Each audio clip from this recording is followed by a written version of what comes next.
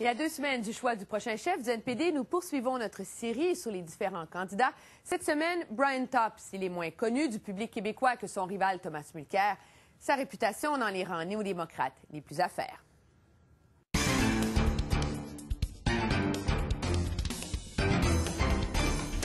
La dernière fois que Jack Layton a été vu en public, Brian Topp était à ses côtés, comme président du parti. Je m'engage à continuer de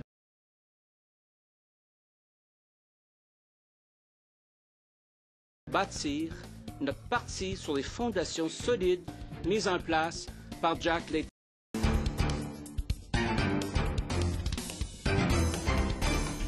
La dernière fois que Jack Layton a été vu en public, Brian Topp était à ses côtés, comme président du parti. Je m'engage à continuer de bâtir notre parti sur les fondations solides mises en place par Jack Layton. Quelques mois plus tard, c'est fort de l'appui moral d'Ed Broadbent qu'il fut le premier à se lancer dans la course à la succession de Jack Layton.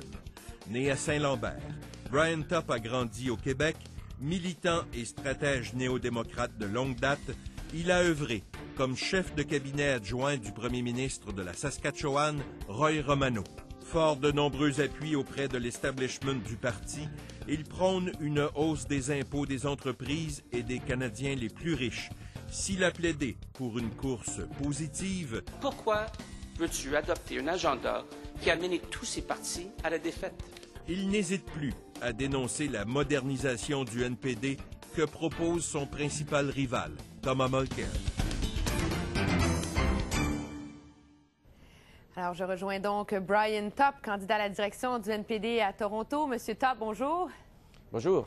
Pour commencer, vraiment, l'élément central de votre plateforme, si on veut, c'est vraiment les réformes fiscales que vous proposez. Pourquoi est-ce que c'est nécessaire, selon vous, de hausser les impôts des plus riches au pays?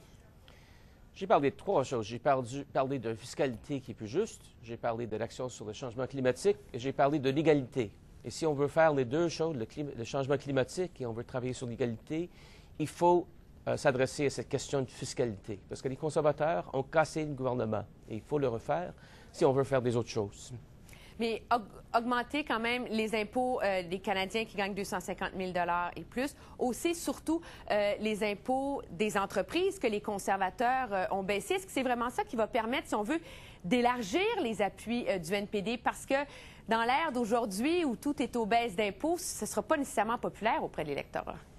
Je pense que le ton change pas mal là-dessus. Là. Parlons par exemple de la politique en États-Unis. Vous avez ce type Mitt Romney qui se présente comme candidat pour les républicains. Il a sorti son report de taxes, ça fait environ 3 semaines. Ce gars qui a touché 40 millions de dollars, il a payé 15 de taxes. S'il aurait fait ce retour de taxes au Canada, il aurait payé moins. Je pense que les Canadiens sont en train de dire, si on a de l'argent à débourser, ce n'est pas à des cadeaux à du monde comme ça. Il y a des choses qui sont beaucoup plus importantes à faire. Mais qu'est-ce que vous répondez à l'argument selon lequel de hausser les impôts des entreprises, ça risque de nuire aux investissements, de nuire à la reprise? C'est il y a une grande partie de la stratégie économique de la reprise du Canada en ce moment qui repose là-dessus. Vous y croyez pas, vous, à cet argument-là? Et regardez les résultats. Est-ce que c'est possible de démontrer qu'une seule job a été créée avec ces coupures de taxes? Pas du tout. Alors, qu'est-ce qu'on voit, en fait, c'est que tout ce que ça a fait, c'est que ça a cassé le gouvernement. Il y a des bien meilleures façons d'investir cet argent, comme par exemple le transport public à Montréal et la balance du pays. Ça va créer des jobs. Ça va aider l'économie. Pas des cadeaux à ceux qui n'en ont pas besoin.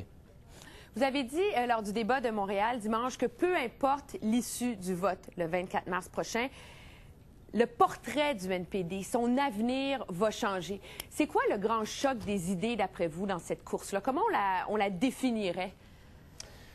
On est en train de faire un débat sur où nous sommes dans la politique. Alors, du monde comme moi, qui ont fait le traverse avec Jack pour les 10 ans qui viennent juste de passer, sont en train de dire on devient de plus en plus fort. Regardez les résultats. On est passé de 13 députés à 103. On est passé du 4e parti à l'opposition officielle à un pas du gouvernement. Et ça, c'est parce que les Canadiens, les Québécois trouvent quelque chose dans notre parti qu'ils aiment.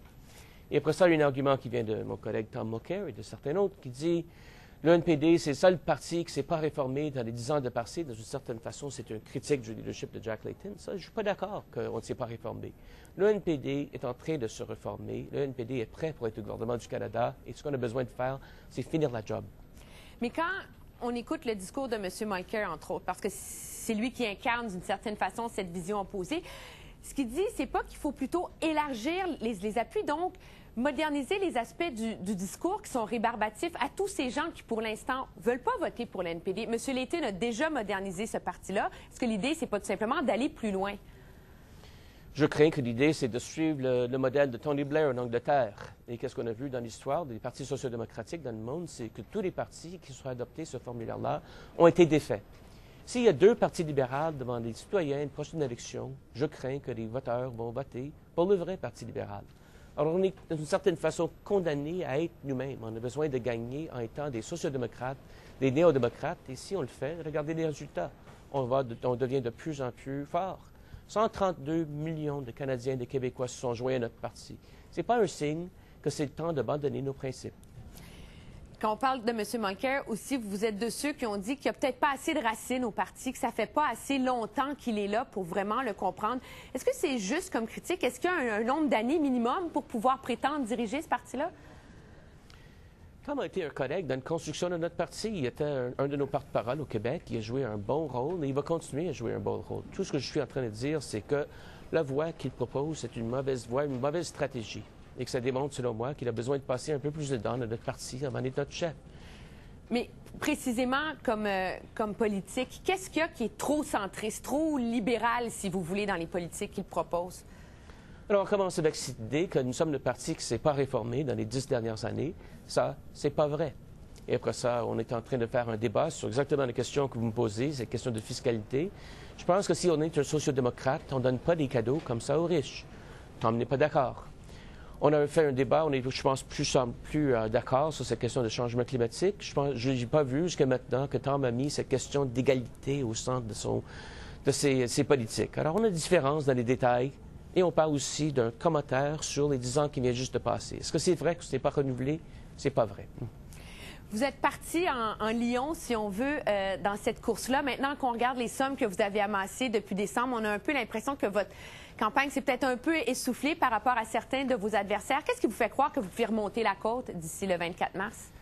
Eh bien, qu'est-ce qui est fabuleux de où on se trouve maintenant, c'est qu'on va avoir la réponse à cette question dans quelques semaines. Non, mais vous, alors, cette campagne, qu'est-ce qui vous fait croire? Moi, je suis très confiant que la campagne va très bien. Nous, on est en train de parler aux membres. On est en train de faire des envois. On est en train de les téléphoner. On communique directement avec eux. Et on verra ce que ça donne dans quelques semaines. Je suis confiant, mais on verra.